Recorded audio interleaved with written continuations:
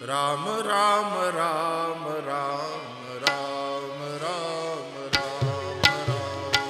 गौतम नारी श्राप बस उपल देह धर दिए, चरण कमल रच चाहती कृपा करो रघुवीर।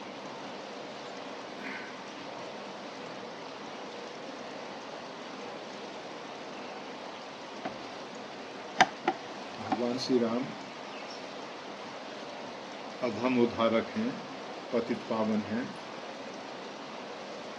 मुख्य रूप से उनका अवतरण अपने भक्तों के कल्याणार्थ होता है।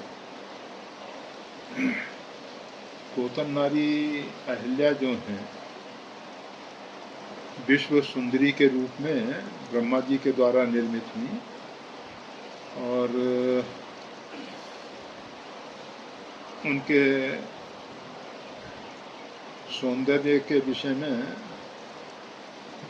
इंद्र भी मोहित हो गया, परंतु ब्रह्मा जी ने उनको महर्षि गौतम के पास रखा, धरोहर के रूप में रखा। और जब उन्होंने देखा ब्रह्मा जी ने कि ये जो महर्षि गौतम हैं इंद्रिय जीत हैं और किसी प्रकार से इनके मन में कोई भी दुर्भाव नहीं पैदा हुआ, तो फिर अहिल्या का विवाह जो है गौतम ऋषि के साथ कर दिया गया। इंद्र जो है एक है तो देवराज इंद्र, परंतु पुराणों में इस प्रकार के बहुत से चरित्र मिलते हैं जिसमें इंद्र के मद्य सेवन का वर्णन मिलता है और उसके साथ साथ उसकी कामुकता का भी वर्णन मिलता है। और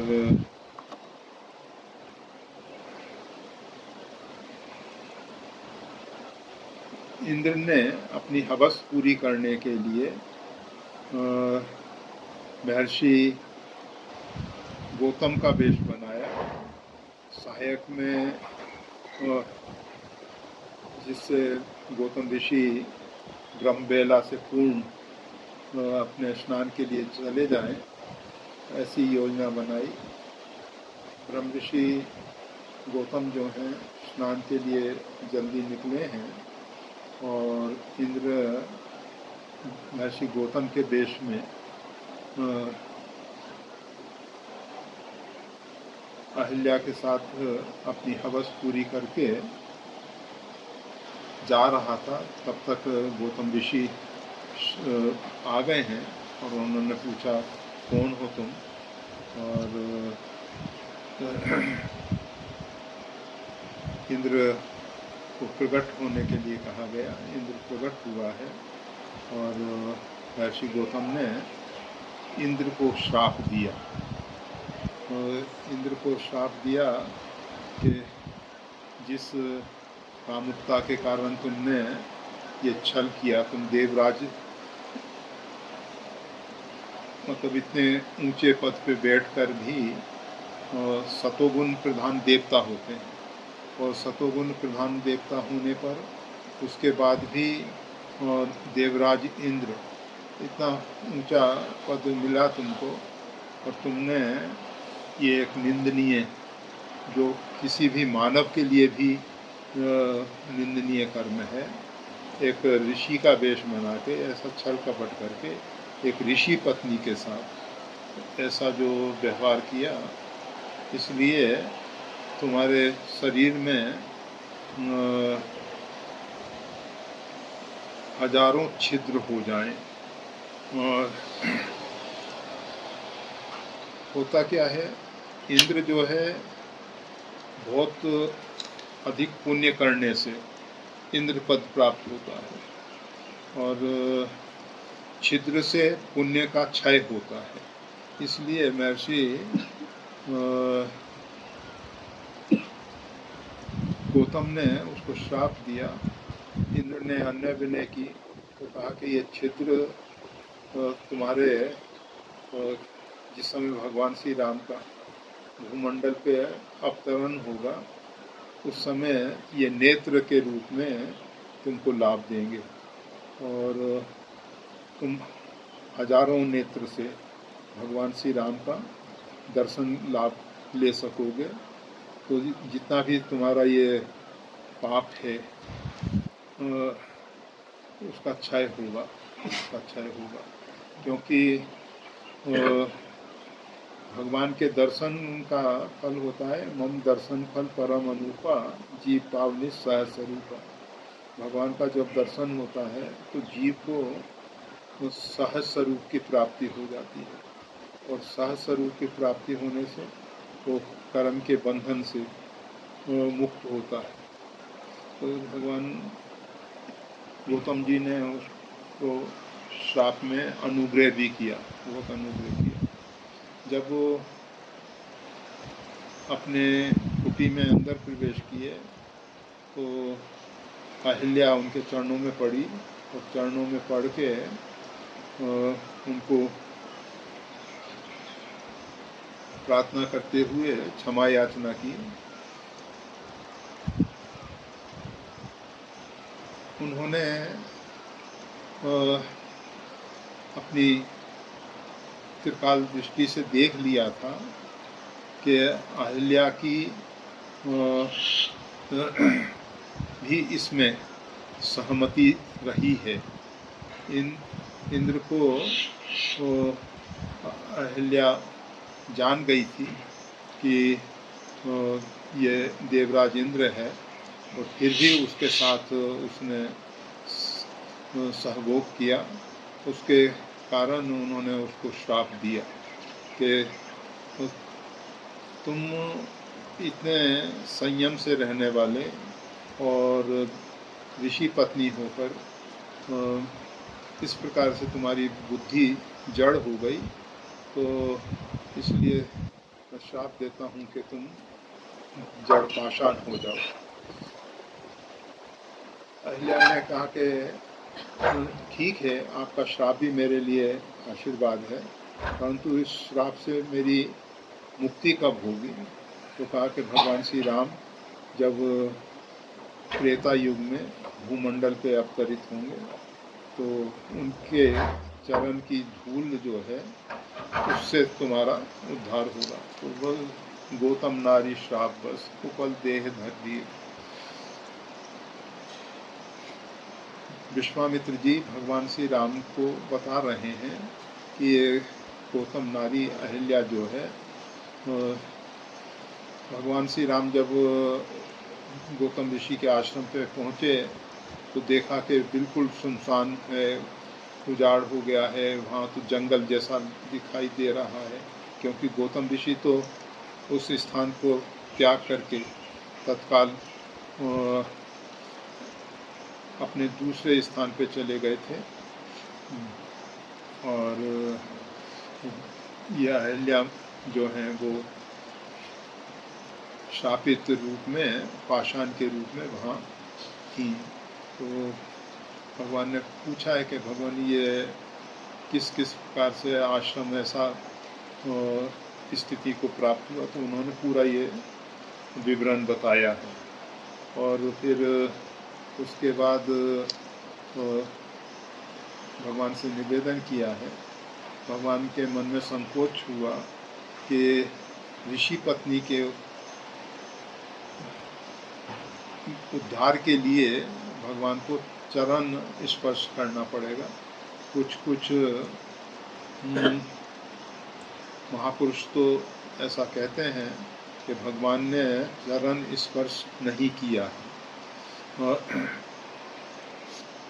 विश्वामित्र जी ने कहा चरण कमल रज चाहती, भगवान के चरण कमल की रज चाहती है। और भगवान श्री राम ने चरण स्पर्श ना किया और वहाँ की जो पवन है उसके कारण भगवान के चरण की जो रज है, धूली है, वो धूली उस पाषाण पे पड़ी और गौतम नारी प्रकट हुई और उन्होंने अहोभाव व्यक्त किया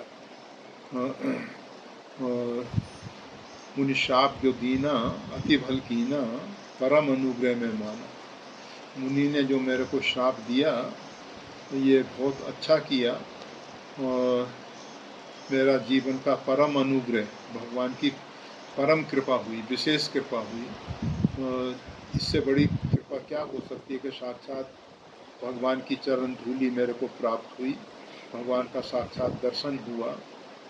और फिर गौतम नारी भगवान के चरणों में बार बार हरिचरण पड़ी, यही भांसिधारी गौतम नारी। फिर बारंबार भगवान के चरण में प्रणाम करके गौतम नारी पहले स्तुति की है, पर सतपथ बावन शोक नसावन इत्यादि। फिर उसके बाद ये सब भगवान से निवेदन किया है, और निवेदन करने के बाद वो अपने महर्षि गौतम के धाम में गई। इसमें लोगों के मन में बस एक ही शंका होती है कि गौतम जी ने अपनी पत्नी को इस प्रकार का श्राप क्यों दिया। तो उसके पीछे वाल्मीकि रामायण में स्पष्ट है कि गौतम नारी अहिल्या जो है वो ये जान गई थी, और जानकर भी उसने प्रतिकार नहीं किया, उसमें उसकी भी सहमति रही।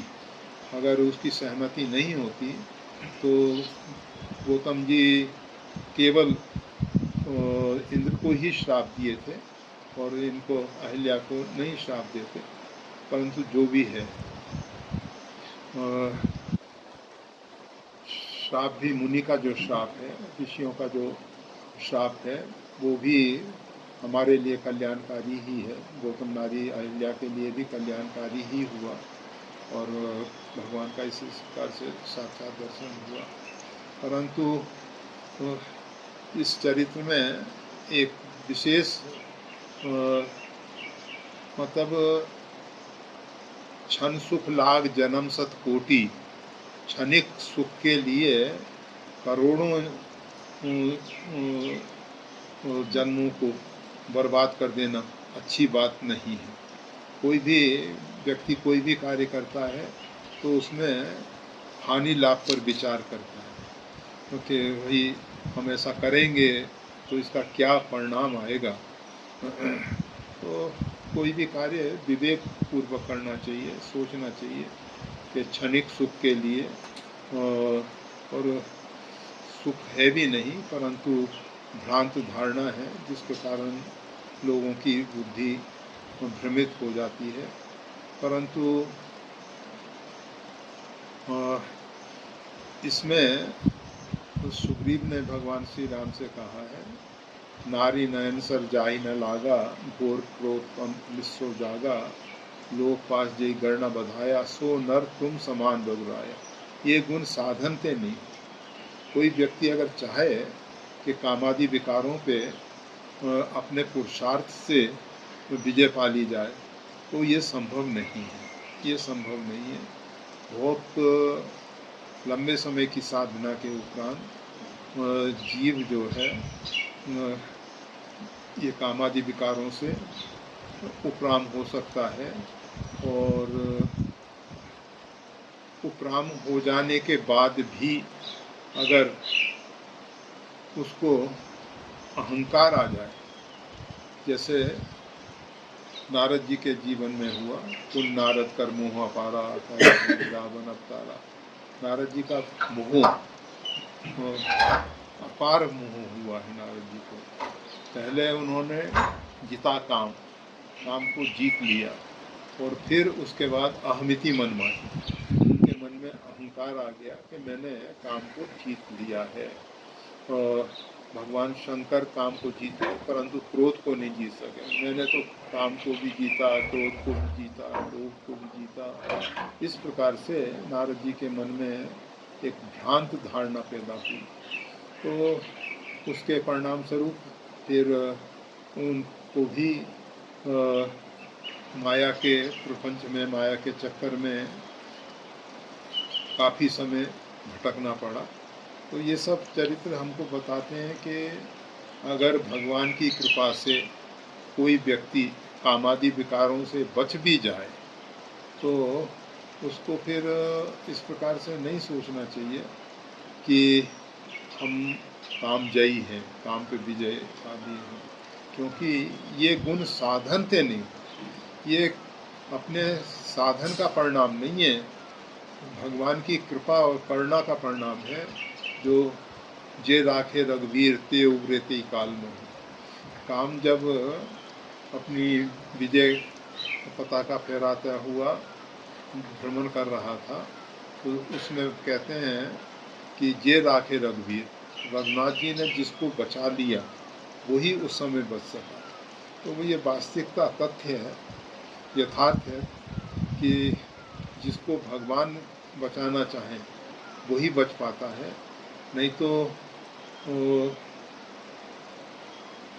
ये जो त्रिदेव हैं वो भी भगवान की प्रबल माया से मोहित हो जाते हैं। नारी विष्णु माया प्रगट, ऐसा कहा जाता है कि भगवान की जो प्रगट माया है नारी के रूप में दिखाई दे रही है। अगर उसके प्रति मातृत्व भाव हमारे मन में पैदा हो जाए तो भगवान की कृपा और करुणा से रक्षा होती है। अगर हम उसको अन्य भाव से देखते हैं या उसके नज़दीक रहते हैं तो फिर हमारा पतन अवश्यंभावी है। तो बस ये गौतम नारी का जो चरित्र है, इसमें दोनों बातें दिखाई देती हैं। जीव की जड़ता बुद्धि को कितना जड़ बना देती है। गोस्वामी तुलसीदास जी विनय पत्रिका के एक पद में कहते हैं कि प्रभु ये संसार के विषयों ने मेरी बुद्धि को जड़ बना रखा है, और वो एक अहिल्या की अपेक्षा पता नहीं कितनी अहिल्याओं जैसी उसमें जड़ता पैदा हो गई है। परंतु आप जिस प्रकार से अहिल्या माँ का उद्धार किए, उसी प्रकार से मेरी बुद्धि को आप परिष्कृत कर दीजिए। और जब तक भगवान कृपा करके बुद्धि को परिष्कृत नहीं करते हैं, ऐसे भगवान का जो अन्यन भाव से चिंतन करता है, भगवान उसको कृपा करके ददामी बुद्धि योगम तम, उसको बुद्धि योग प्रदान करते हैं। और जब जीव को बुद्धि योग की प्राप्ति होती है तो बुद्धि योग के द्वारा वो पाता है कि सार्वभौम अस्तित्व जो है परमात्मा की ही अभिव्यक्ति है। परमात्मा संसार से, जगत से कहीं अलग नहीं है। ये जड़ संसार जो है एक पाद में है, तीन पाद में भगवान का अमृत स्वरूप है। कृपादश्यम मृतम दिवी, तीन पाद में जो अमृत लोक है भगवान का, अमृत संसार है। परंतु जीव भगवान की इस जड़ माया में जो केवल 1/4 है और 3/4 में अमृत है, पर वो जो इतना कम 25% जो जड़ माया है उसमें ही इतना मोहित हो रहा है, जो 75% अमृत को ठुकरा रहा है। ऐसी मूढ़ता या मन की, ऐसी हम सब की ये मूढ़ता है कि हम सब 75% 75% जो अमृत तत्व है उसका तिरस्कार कर रहे हैं, उसकी उपेक्षा कर रहे हैं, उसकी अवहेलना कर रहे हैं। और एक पाद में मतलब 25% में हम मोहित हो रहे हैं। और भगवान की कृपा और करुणा के बिना इस जड़ माया से नहीं छूटा जा सकता है। भगवान की जो दिव्य चिन्मयी माया है उससे तो छूटने की जरूरत ही नहीं है। वो तो जीव को संदीपनी बन के हृदय में प्रकाश कर देती है। संदिग्धनी बन के भगवान के समीप पहुंचा देती है, आह्लादनी बन के भगवान का आनंद का अनुभव करा देती है। परंतु ये जो जड़ माया है, अविद्या माया है, ये बस जीव पड़ा भवकूपा, भवकूप में जिसके कारण ये जीव पड़ा हुआ है, उससे बचने के लिए एक ही उपाय है, भगवान की प्रपत्ति, भगवान की शरणागति। भगवान से निवेदन करें कि प्रभु हम तो आपके शरणापन्न होने की केवल बात कहते हैं, हमें नहीं मालूम है कि शरणागति रहस्य क्या है, किस प्रकार से भगवान के शरण में खोया जा सकता है, वो हम नहीं जानते हैं। आप ही कृपा करके अपनी शरण में हमको ले लीजिए। और भगवान जब जीव को शरण में लेते हैं, हम भगवान की शरण में जाते हैं, हमारी बुद्धि का कोई ठिकाना नहीं कि वो कब धोखा दे देगी। और जिसको भगवान शरण में लेते हैं, फिर भगवान उसका त्याग नहीं करते हैं। तो एक बार भगवान स्वीकार कर लेते हैं तो फिर उसका त्याग नहीं करते। भगवान से प्रार्थना करनी चाहिए तो वो अपनी प्रबल माया से हमारी रक्षा